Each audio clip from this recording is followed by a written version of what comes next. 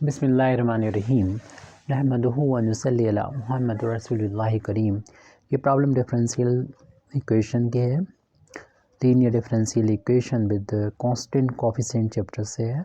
D Q plus one operate हो रहा Y पर equal to E to the power X plus one whole of square को हल कीजिए। तो ये प्रॉब्लम यूपी पॉलीटेक्निक 2019 के एग्ज़ामिनेशन की है और इसके सोल्यूशन में सबसे पहले तो लेफ़्ट हैंड साइड को एज इट नोट कर लिया हमने और पहले तो अपने प्रॉब्लम को ही नोट कर लेंगे कम्प्लीटली। उसके बाद अगले स्टेप में आप इसके ब्रैकेट जो राइट हैंड साइड में इसका होल ऑफ स्क्वायर करेंगे। तो फर्स्ट क्वांटिटी का स्क्वायर प्लस सेकंड का स्क्वायर प्लस दोनों का इंटू का ट्वाइस हो जाएगा, 2 e to the power x into 1 हो गया।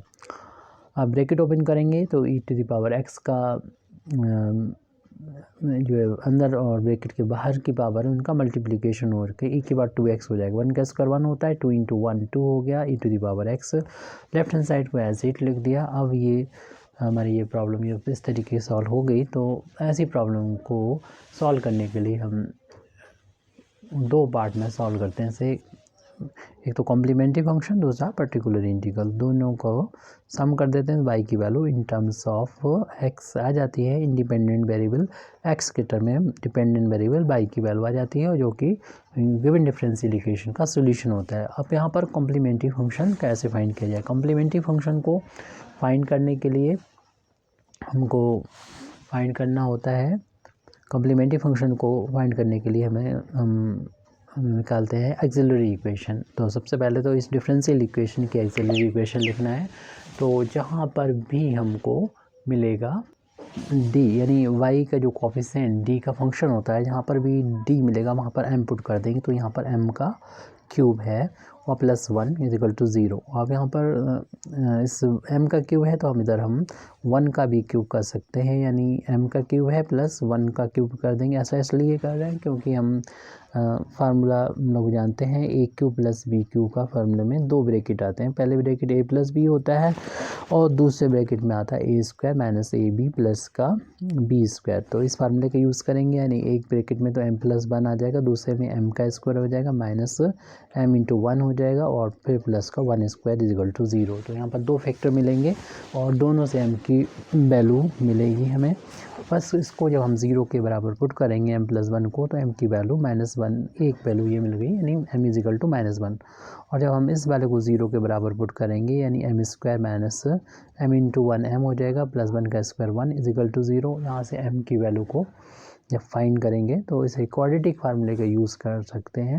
यानी क्वाड्रेटिक फार्मूला होता है a x square plus b x plus c बराबर 0 हो तो x की वैल्यू के लिए फार्मूला आप लोगों को पता ही है, minus B plus minus root B square minus 4ac upon 2a formula होता है। इसका यूज़ करेंगे। यहाँ पर a की वैल्यू 1 है, नहीं लिखा है, तो ऐसे b की वैल्यू -1 है, c की वैल्यू 1 है। तो यहाँ पर m के लिए हम सॉल्व कर रहे हैं। तो m इजिकल टू हो जाएगा माइनस बी मतलब -1 यानी m का coefficient plus minus root B square यानी -1 का होल ऑफ स्क्वायर माइनस का 4ac, a और c की वैल्यू 1 और अपान में 2a कर दिया जाएगा। ये माइनस माइनस प्लस हो जाएगा। तो इस तरीके से m की वैल्यू आ जाएगी हमें, अपान में 2 है, ये माइनस माइनस प्लस का 1 आ गया, प्लस माइनस स्क्वायर रूट -1 का स्क्वायर प्लस 1 हो जाएगा और ये हो जाएगा माइनस का 3 हो गया, सॉरी 4 हो गया, आगे चल के -3 हो जाएगा। तो यहाँ पर 4 और 1 का जो डिफरेंस है वो -3 आ जाएगा।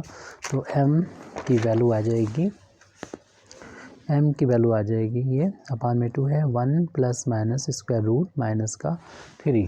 तो यहाँ पर स्क्वायर रूट -3 को हम लोग लिख सकते हैं इस तरीके से, 1 प्लस माइनस 1 इंटू 3 लिख सकते हैं। और हम लोग जानते हैं स्क्वायर रूट -1 आयोटा यानी i होता है, तो 1 plus minus i square root में 3 रहेगा अपान में 2। इसको अलग अलग करके लिख सकते हैं, मीन्स रियल पार्ट 1/2 अलग कर लेंगे और plus minus i imaginary part root 3/2 अलग हो गया, क्योंकि m की वैल्यू जो होती है जब कॉम्प्लेक्स फॉर्म में होती है तो और कंजुगेट भी होगी वो।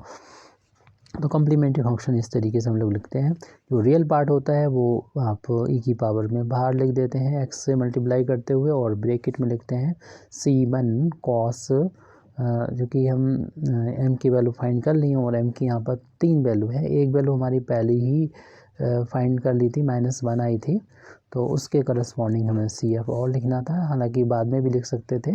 तो एम की 2 वैल्यू ये और 1 वैल्यू पहले वाली, तो पहले हम इसको लिख लेते हैं। तो C1 e2, इसको भी पहले लिखा जा सकता था, कोई प्रॉब्लम नहीं है।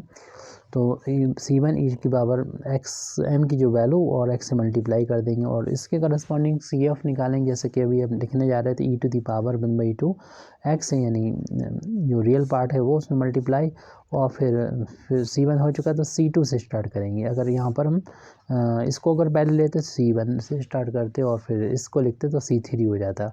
तो ये इतना आगे पीछे हो सकता है, कोई प्रॉब्लम नहीं है।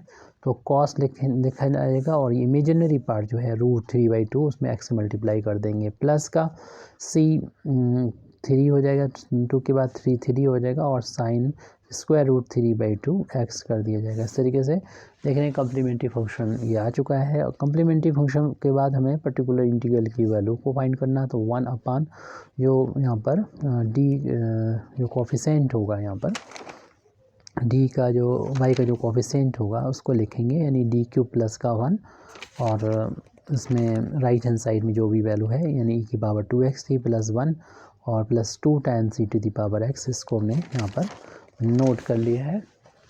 अब इसको तीनों टर्म पर अलग अलग अप्लाई कर दिया जाएगा। तो 1/d³ प्लस 1 ये अप्लाई हो जाएगी e⁻2x पर, प्लस 1/d³ प्लस 1 पर ऑपरेट हो जाएगा, प्लस 1/d³ प्लस 1 ये 2 टाइम्स e⁻x पर ऑपरेट हो जाएगा। और जब हम लोग जानते हैं कि e⁻x होता है तब इस फार्मूले का यूज़ करते हैं e⁻ax पर ये ऑपरेटर ऑपरेट हो, यानी d का फंक्शन। तो आप जहाँ पर भी d नज़र आएगा वहाँ पर आप d की जगह पर x कोएफिशिएंट a पुट कर देंगे e⁻ax, बस शर्त ये है कि f a की वैल्यू 0 के इक्वल नहीं होना चाहिए। तो इस केस में तो नहीं होगा 0, क्योंकि माइनस तो कहीं नज़र नहीं आ रहा। तो इस फार्मूले को तीनों पर अप्लाई कर सकते हैं। इसमें आप e⁻0 को लिख सकते हैं e⁻0x करके भी समझ सकते हैं। 1 को e⁻0 कंसीडर कर सकते हैं और 0 d की जगह पर पुट कर देंगे, यानी जब कांस्टेंट हुआ करे तो t=0 पुट करके सॉल्व कर लिया करें direct. Particular integral is equal to, यानी जहाँ पर भी d नज़र आए x का कोएफिशिएंट यानी 2 रख देंगे, 2³ प्लस का 1 e⁻2x प्लस 1/0³ प्लस 1, और ये तो 1 रहेगा, कोई फ़र्क नहीं पड़ेगा, प्लस अब हम इसकी बात कर लेते हैं। यहाँ पर भी x को कोएफिशिएंट जो 1 है वो रख दिया जाएगा। 2 तो कांस्टेंट था उसे बाहर ले लिया और जहाँ पर d था वहाँ पर d को कोएफिशिएंट 1 पुट कर दिया। ये e⁻x पर जो ऑपरेट होना था वो हो चुका है। अब इससे 2 के बाद 3 8 होता है, 8 में 1 ऐड करेंगे तो ये 9 हो जाएगा। e⁻2x प्लस ये 1 हो गया, सिर्फ 1/1 आ जाएगा, प्लस ये 1 का क्यों 1 2 हो जाएगा, 2 से 2 कैंसिल हो जाएगा, ओनली e⁻x आ जाएगा। इस तरीके से पर्टिकुलर इंटीग्रल की वैल्यू हमें मिल चुकी है। अब हम जनरल सॉल्यूशन लिख सकते हैं। The general solution of given differential equation, जो दिया हुआ डिफरेंशियल इक्वेशन है उसका जो जनरल सॉल्यूशन है y = complementary function plus particular integral, वो हमारा आ चुका है। जो हम कम्प्लीमेंट्री फंक्शन पहले लिख चुके हैं वो नोट कर दें। C1 e⁻−x प्लस e⁻1/2x यानी x/2 भी लिखा जा सकता है इसको, और फिर है C2 cos of √3/2x plus C3 sine of √3/2x, और प्लस पर्टिकुलर इंटीग्रल की वैल्यू भी यहाँ पर नोट कर लेते हैं प्लस करते हुए।